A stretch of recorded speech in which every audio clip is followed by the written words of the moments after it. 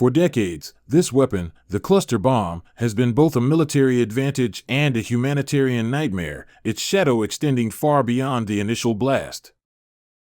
But what if I told you that a significant chapter in the story of these highly divisive weapons was written not by a global superpower, but by a tenacious Chilean engineer and his company? We're diving into the complex world of cluster munitions, specifically the controversial role played by Cardoen Industries and the lasting questions their engineering left behind. A cluster bomb is essentially a casing, or dispenser, that opens in midair to release many smaller submunitions or bomblets.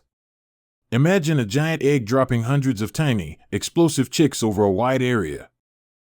The design goal is simple: to efficiently target dispersed enemy forces, vehicles, or airfields. Instead of precision, they offer broad saturation. This technology wasn't new, but during the 1980s, one man, Cardoen, and his Chilean company became a pivotal, and often reviled, player in their global proliferation.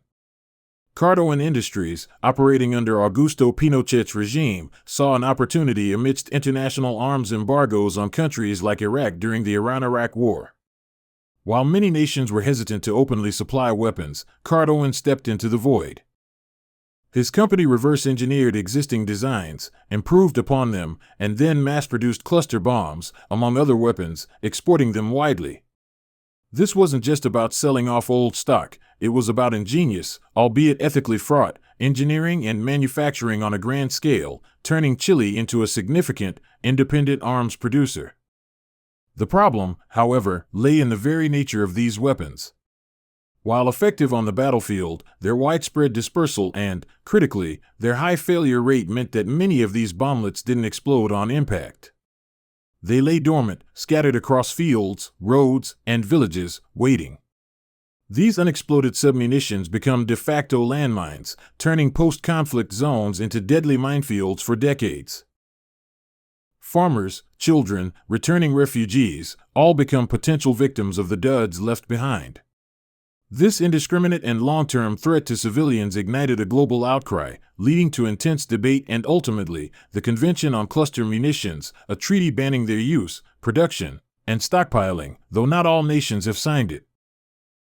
The legacy of Cardoen's engineering, therefore, isn't just about military effectiveness, it's intrinsically linked to the untold human suffering from unexploded ordnance, a tragic reminder of technological advancement divorced from humanitarian concern. The story of Cardoen and Chilean cluster bombs is a stark illustration of how military necessity and engineering prowess can intersect with profound ethical dilemmas, leaving scars that last generations.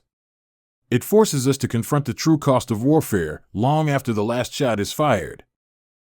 If you found this exploration of military engineering and its complex impact compelling, make sure to subscribe for more deep dives into the hidden corners of history and technology.